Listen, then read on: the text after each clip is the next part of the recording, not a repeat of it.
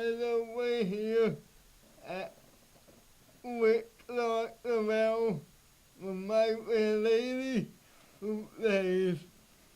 I play Zoltan Karpati. Oh, thank you, Clarke. You know I've been waiting to do this for 17 years. Oh my gosh. 17 years? Yeah. I've been waiting to do it for a long time as well. I didn't realize that you've been waiting that Thank long. you, 17 years. Now, you made your Broadway debut in The Who's Tommy. Yep. What was it like making your Broadway debut? What was going through your head? I was pretty much pinching myself the whole time. It was an unbelievable experience. The reason why one of the reasons I ended up in that show at that time was because my best friend and I, growing up in San Diego, we grew up within a stone's throw or a couple miles of the La Jolla Playhouse in San Diego, and we were both on hold for the La Jolla production of Tommy before it went to Broadway. My friend Christian got the production. Christian Hoff, yeah. I know him. Yeah. And so he ended up getting the La Jolla production, and I went down and saw it, and I was just completely blown away. And I had grown up listening to Pete Townsend and The Who, and I loved that music and that especially. I was one of the louts. I played Pinball Lad 2. In Pinball Wizard, it's like the second verse and stuff like that, and always flanking Cousin Kevin. They're doing it again. Oh, they're doing it. Washington, D.C. Yeah, and at the Kennedy Center. Yep. He's playing Captain Walker. That's the role that I'm throwing my hat in the ring to play if they revive it. But so Christian ended up getting the Broadway production, and his birthday was the night before the opening. So I flew out for his birthday and for the opening night, and I ran into Des McAnuff, the director, and Wayne Salento, the choreographer, opening night in the theater at intermission. And they remembered me, and encouraged me to get back here and get in touch with them and make sure that I was re-auditioning for the tour. And I got the tour. So I had moved here, and about 3 weeks later I was rehearsing and working for the first national of an amazing Broadway show. I did the tour for 10 months, and when we were in L.A. at the amphitheater there, I flew back and I took over for Christian and did the role until it closed here. He loves me. He really likes me. Yeah, I bet. Well, who wouldn't? Yeah. Who wouldn't like you, Jesse?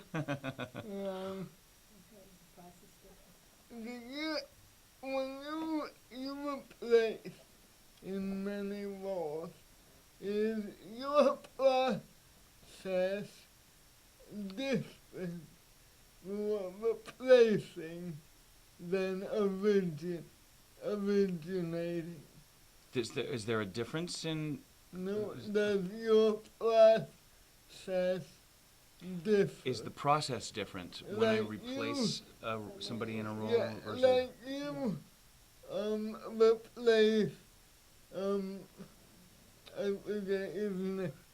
Like Brian Darcy James No, in you Titanic? replace the guy who did Never Leave Over the Lawn. Oh, Manu. Yeah, I Manu. replaced Manu in this. Yeah, Manu. Does your process differ than when you're originating? A little bit. It depends on the director and the production, because when I replaced Christian in Tommy, I had some freedom to bring my energy to that role, but because Christian and I grew up together, we're best friends for such a long time, we were very, very similar. And they were like, you guys are brothers, and you should have been, playing brothers in the production the whole time. But there was less freedom because it was such a specific set of dance choreography and those types of things. This I had a little more freedom because in working with the director, with Bart, he wanted to take the opportunity to see if we could make it a little bit oilier of a character and a little bit more threatening of a character. And Manu was hilarious, and they loved him. But when he got the opportunity to go do getting the band back together, he jumped on that, and you know, I would have done the same thing probably and rolled those dice as we do. So they just took it as an opportunity to make it a little bit different and make it a little more, you know, I guess amenable to me or my qualities. I guess I have an oilier quality. You're not in it as much as other characters. No, it's very, very slight. How do you, and that, you know, is a moving train.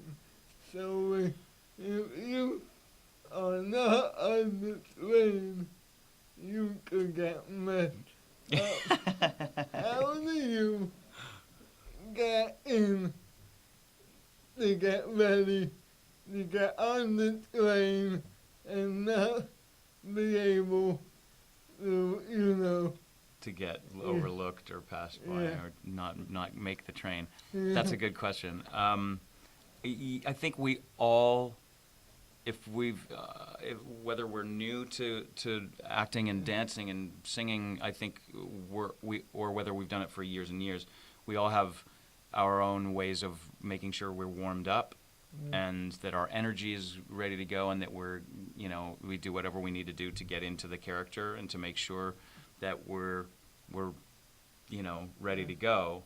I don't really come in. I mean, I don't come in as Zoltan, Karpathy until the top of the second act.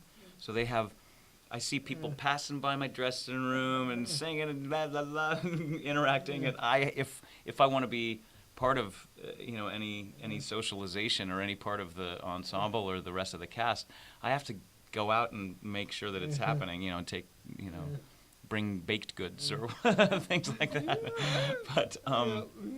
But otherwise, it's up to me to make sure that my energy is good and I'm warmed up and that I have my microphone on and all of those things. I would like to ask a question about My Fair Lady. I assume that's what you... We're coming to that in a while.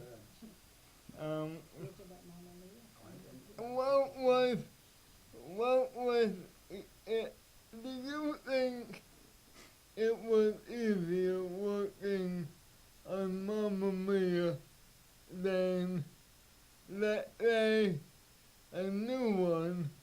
Because everybody knows the song, so you don't gotta work on the song because they're embedded in the DNA of society. Right. So you can just throw the songs away, worry about them later, and focus on the script because it's a new story. Another amazing question that I don't know that I've ever really thought about. Mamma Mia was an interesting experience because, and as you say, everybody knows that music and has known that music for such a long time. And when they fold it into a musical like Mamma Mia, people come expecting those songs to sound to some extent like they always have. But they knew that I played guitar well enough to play around with some of this stuff and make it a little different. So the beginning of Thank You for the Music, that Sophie ends up, singing. I started out, and the music director was a woman named Wendy Bobbitt Cavett, and she was our music director on the tour of Tommy. So we had a good relationship and knew our musicality and things like that. So she trusted me to come up with my own introduction for that song. So for months after I started in that, and I only did it for 8 weeks or something like that, or no, 8 months? And I did it for about 8 months, but I kept having... You had another thing to do. What's that? You had another job? You had another job. Did I get another job? Yeah, you did. What did I go to do? Where did you go to? You had to do corn No, Mamma Mia was before.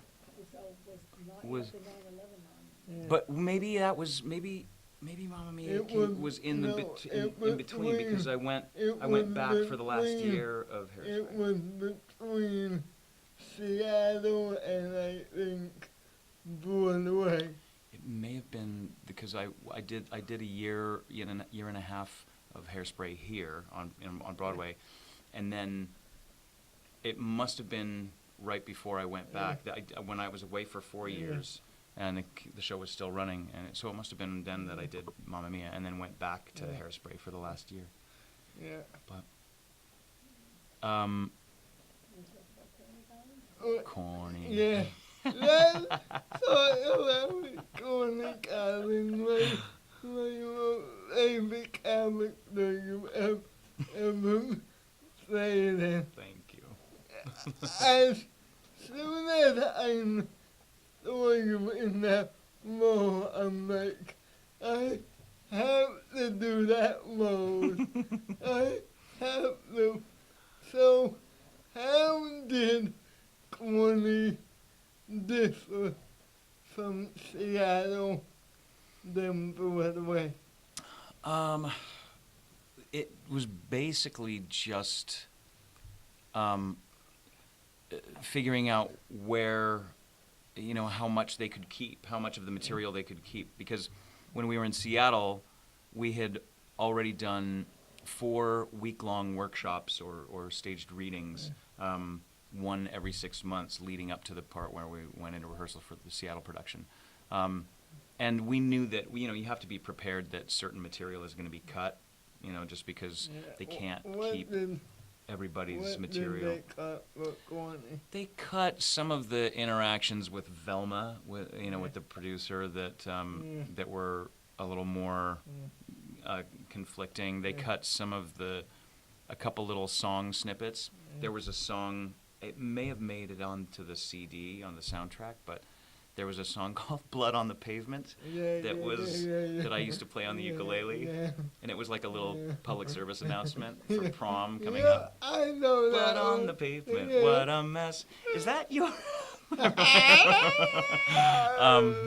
So things like that got cut, and but otherwise it's just a matter of anytime you can really get more than a certain number of shows.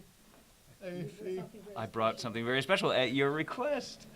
I wish I could say I would have thought to bring it, if you hadn't reminded me. But this was a jacket that came about. It was built by and designed by Mr. William Ivy Long, who will be celebrating his 75th Broadway show in Tootsie coming up. And he's just an incredible guy, and this wouldn't have been made. This is one of a kind. It wouldn't have been made unless I went after being in the number I Can Hear the Bells, because originally Corny wasn't in that number, and I said, "You guys, Corny, who's going to be conducting the ceremony? Who would marry them in her dream sequence, in her dream world?" And they were like, "Oh, Corny." So they built this suit, and I had a cleric's collar on underneath it, and I carried a Bible and a magnum of champagne. At one point, I had a cigarette in my mouth because everybody smoked at that time. But it was so much fun. No, it's true. When we did Airway, I made the costume designer replicate every outfit. That's what you said. I've got to see pictures of that. I've got to see pictures. On my Facebook. Yeah. Okay. Yeah. I'm almost never on Facebook anymore, but I'll go back on. I'll go back on and check them out. Yeah. Now, you did Ruth the Hannigan against 2 amazing people. 3. 3. Oh, you're talking about the sister, Mrs. Hannigan? Yeah. Yeah. Well, we got 3. You got Katie Finneran. Yep. Jane Lynch. and I think Faith Prince. Prince. Yeah. Now, And My Amazing Lily Yeah. was J. Elaine Marcos. Yeah. now, Annie, I hate to say this, but it's a Brooklyn musical. It's a Blueprint musical? A follows A, B follows C. Yeah. So, in a Brooklyn musical, which is a revival, how do you don't have any room to put your spin on it because everything has to be like it was. So you can't put Yeah. a little Clarke into it. Well, that was where this production was unique, because normally any production of the show, any major production of the show or revival of it, had been directed by Martin Charnin, who was responsible for creating it with Tom Meehan and Charles Strauss. And he always wanted to direct them the way that he saw them originally, with that more 19 whatever it was when the cartoon came out. I was going to say, I mean, I knew them from Cartoon? the cartoon was early 30s, yeah. Sure, 30s. Yeah. Roosevelt, 40s. Yeah. Roosevelt was president, Yeah. so it had to be late 30s, early 40s. Yeah. Depression and all The that. late 30s, I think. So he wanted to maintain that more cartoony look to it, but this production gave the green light to James Lapine to direct, and he had a more naturalistic, rustic, gritty, dirtier look for it and vision for it. So I think that certainly lent a feeling that we could interpret these characters a little bit with a little more freedom. But man, I would have been absolutely fine if the choreography. I love Andy Blankenbuehler, and I thought he did an amazing job. But I would have been also perfectly happy doing the original choreography and just trying to replicate those rubber legs and of the original Rooster and Bob Fitch. Mom was at work one day, and she come home, and I said, Mom, James Lynch and Clarke, we're going Well, we've seen everything that you've done. everything. I even, that I drove 2 hours away to Pennsylvania just to see you and Leslie Margarita do Guys and Dolls. Yep. And the problem was, I was in tech for Crazy for You. You were. Yeah. Oh my gosh. And we were using equity actor, and he needed a couple days off to do a professional job. So the cast wanted to be us, and I'm like, You said I'm going to Bucks County. I'm going. That's so funny. I love I'm that. going to Pennsylvania to be with Clarke. That was such a great surprise. You want to do the thing, Now you took a break from musicals for like 6 months to work with on the front page with Nathan Lane, John Slattery, John Goodman, Helen Taylor, and one of my favorite heroes, One of your heroes. Robert Morris. Yep. That was amazing. How did your process differ from getting ready, because it wasn't a musical, but still at the thing.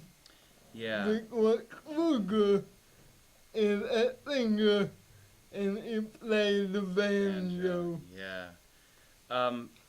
That was, yeah, it really actually was a very different vocal warm-up and process of warming up, because we, as you saw, it was almost 3 hours long.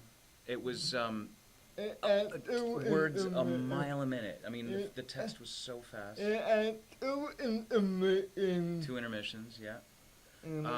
And we didn't have personal mics on. Normally, like in a show like My Fair Lady or a musical, we're mic'd. We have the microphones, you know, clipped to our head or over our ear or something like that. And this one, we were not mic'd, and they wanted it that way. So they only had mics, you know, at the foot of the stage and spaced, you know, ambient mics placed around, like on a windowsill here or something like that, where nobody would knock into them, to pick up people's natural voices.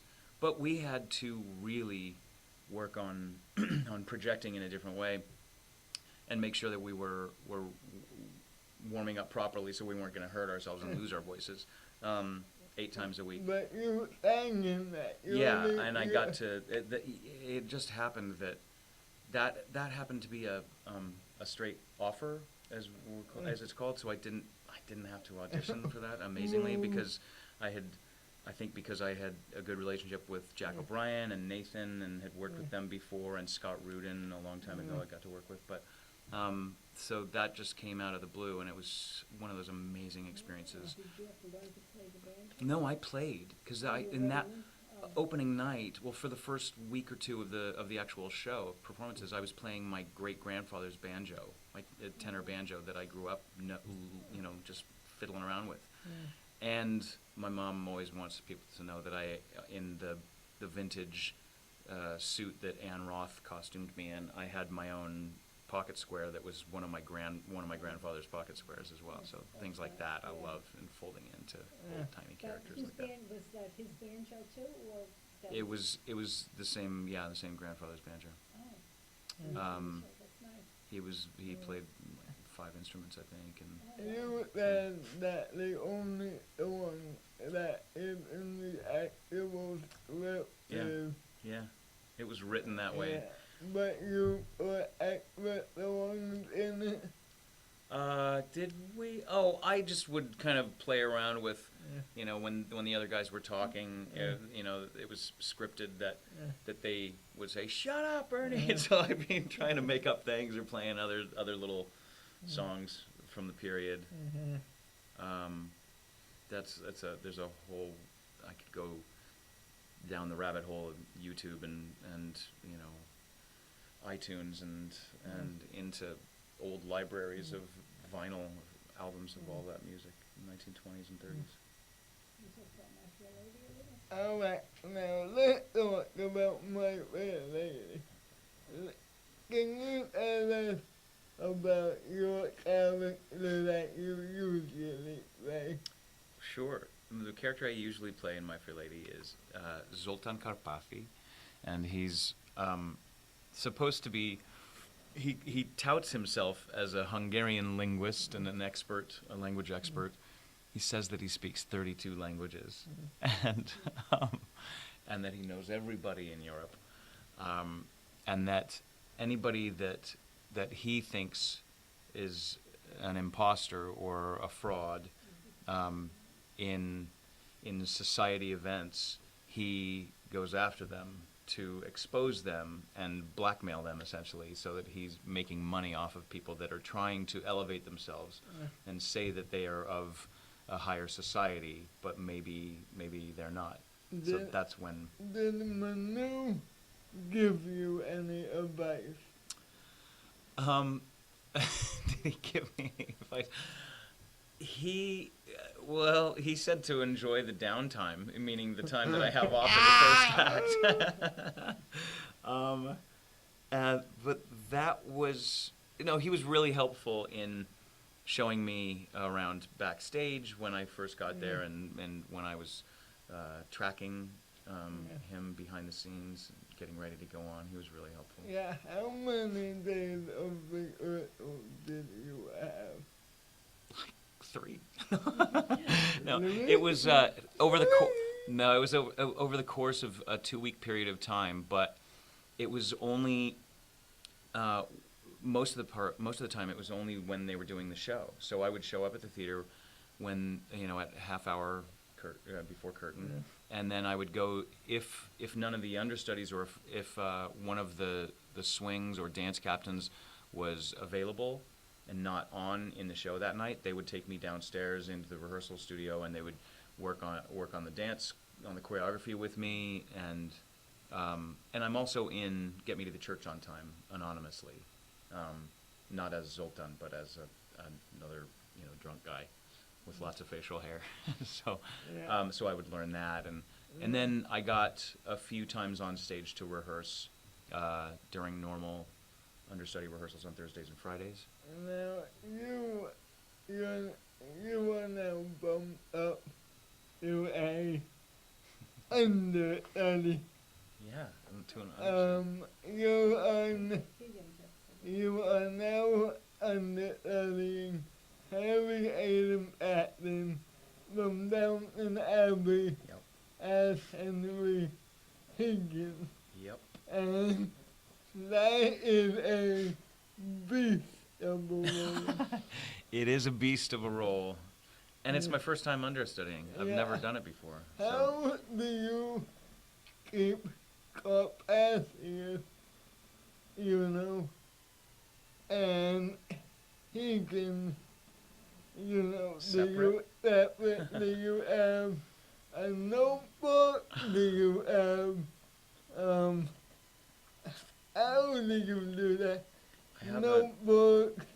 Yeah, I have a separate script for the Higgins role, and I don't believe I still have the actual working script that I had originally for Carpathy, because it's that one scene in Act 2, and so I think I only got pieces of it to learn that role. But it's not hard keeping them separate. It's just hard for me to have learned the role and want to get better and better at it and get to the point where I feel really solid and like I'm executing it at my best, but I don't know when I'm going to get to go on a regular basis. So. Do you think now that Harry is leaving July 18th that you'll take over? Well, I sure hope so. Hint, hint. This is one thing that when we have an agent and or manager working with us, that those are some of the things that we get to talk about. And so I know that if there is any chance, that we've already made sure that they know that I'm interested in it. So I don't know if they may have plans to bring in somebody that's more famous from TV or from Britain or something like that. Yeah, but don't you split your understudy time with another? Michael Halling, yeah. I split my understudy time with Michael Halling. He's been there from the very beginning. You can do that. Well, they have to. It's a union rule. It's an equity rule that there have to be. I believe it is that there have to be two understudies per principal track for each principal track. So Higgins have to have 2 understudies, as do all of the other principal roles. So I have 2 understudies as well. Now you get to work with 2 of my other favorite people. Danny Bernstein and Laura Bianchi. Laura Benanti, Danny Bernstein, and so, the whole rest of the cast. Everybody is so amazing. But yeah, they're incredible. They are so amazing. And the set, oh my God. The set's pretty incredible. Isn't it incredible? Yeah. Yeah. It seems to me they changed the ending, I don't know if from the movie to the show. Yeah. What was the thinking behind that, and did they test it out, the 2 different types of endings among people, or they just decided to change it, or you not allowed to? No, I can talk about it. The difference between the ending of the film and this production is that the film presents the same. When she comes back and she says basically the same thing, I washed my face and hands before I commented, and he responds, "Where the devil are my slippers?" In the film, Rex Harrison plops down on the couch and he sort of rakishly dismisses her and says, "Where the devil are my slippers?" As though nothing's going to change. Yeah. He's certainly not going to change. Therefore, leaving it to the audience to basically surmise that she's going to stay and be defined by him, and that was never Shaw's intention. The playwright George Bernard Shaw, who wrote Pygmalion, that this is all based on, he always intended for her to leave and be a woman of her own voice and seek out more of a place in society, regardless of the classicism and the societal Because it just seemed that it was more with, constructs.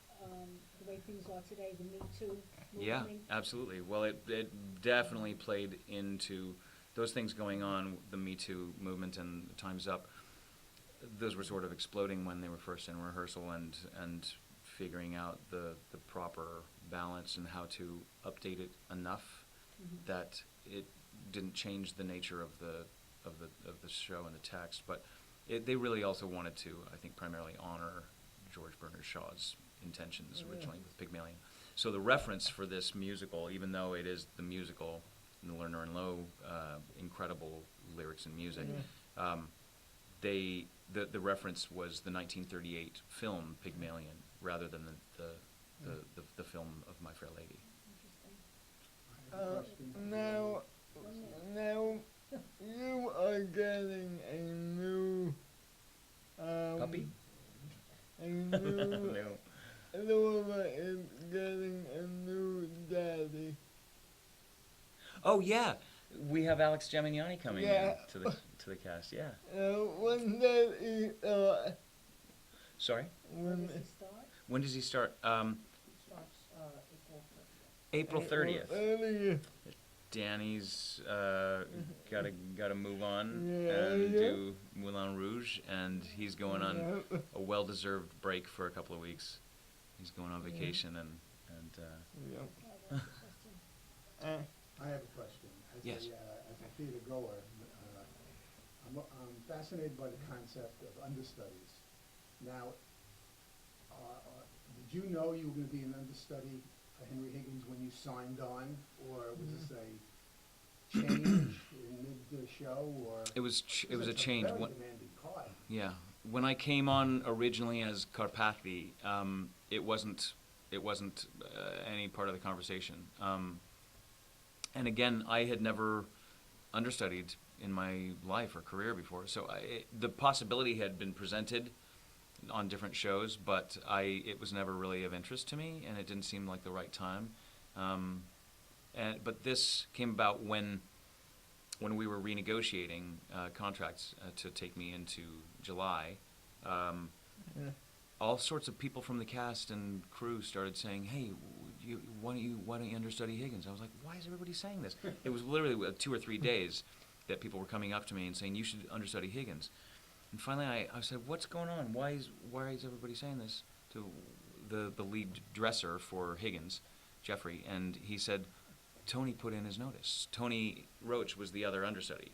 He was a swing that covered and went on for 13 of the male roles ensemble, and also covered Higgins, and did a brilliant job. And but he put in his notice so that he could go leave and do a David Ives play, and so it opened up the spot. And so I called my manager and I said, "What about this?" And while we were on the phone, Bernie Telsey, the casting director, called my manager to suggest it.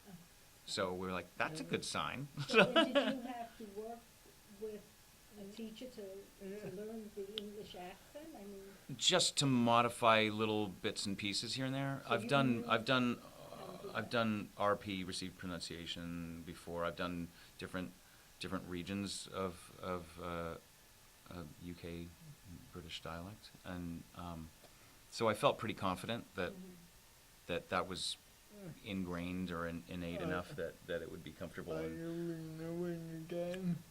I don't know yet. I haven't been approached, so we'll see. I hope so.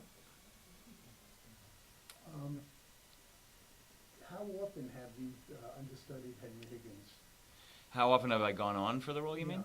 Yeah. I'm sorry, I meant that, yeah. I've only been on for 7 performances.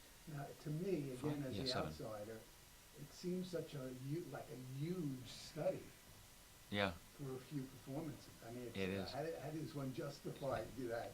I mean, It's- unbelievable job you did. Thank I mean, you it's very just much. I appreciate it. On all the time, it seems to me. Thanks. You know. It's largely the fact that the role it's among the best in the canon of leading male roles in musical theater, and this particular production of it feels so grounded and so honest and important, and vital, and at Lincoln Center among these people and among this cast. It's just I couldn't ask for a better opportunity. So I jumped at it, and I work as much as possible at it, and I hope to get get to go on a lot more. We would like you to get it, right? That's marvelous. Thanks. I just want to thank you for doing this. Jesse, it's a It pleasure. was 17 years. Years in the making. Well, Yeah, let's not make it Yeah. that long for the next time. Yeah. All right. Thank you. Oh gosh, such a pleasure. Yeah. Okay, bye-bye. Bye, everybody. Bye. Thanks, Jesse. Bye. Thank you so much. Do you want to, your show at 7 tonight also?